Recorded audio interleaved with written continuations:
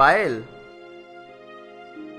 আরে রাজ, আজ ডিনারে বস আসবে, তুমি ভালো কিছু রান্না করো। ঠিক আছে। আরে হ্যাঁ, মনে রেখো কোনো ভুল করো না কিন্তু, আমার প্রমোশনের কথা চলছে। কি প্রমোশন?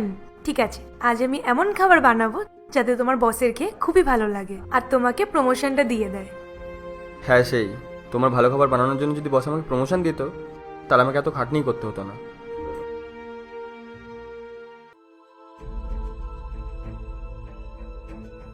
আরে রাজ, তোমার বাড়িটা তো খুব সুন্দর। হ্যাঁ স্যার, আসুন আসুন, ভেতরে আসুন।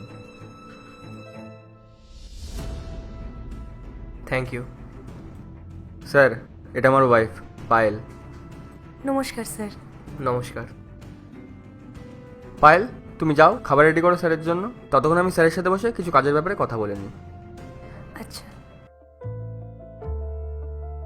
আরে বাহ, খাবারটা থেকে তো বেশ ভালো স্মেল বেরোচ্ছে। রাজ, কোন রেস্টুরেন্ট থেকে খাবার অর্ডার করেছো? স্যার, কোনো রেস্টুরেন্ট থেকে অর্ডার করিনি, এই সব খাবার আমার ওয়াইফ বানিয়েছে। আচ্ছা, আমি তোর দেরি সহ্য করতে পারছি না।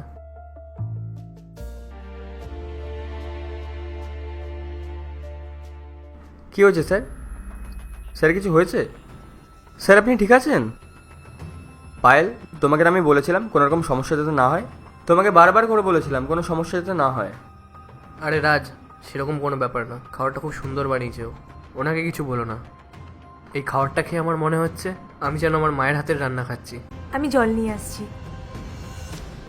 রাজ, তুমি তো খুব লাকি। ওরকম কোনো ব্যাপার না স্যার। আচ্ছা, তোমার ওয়াইফ তো খুব খুশি হয় তাই না যখন তুমি ওর প্রশংসা করো? প্রশংসা?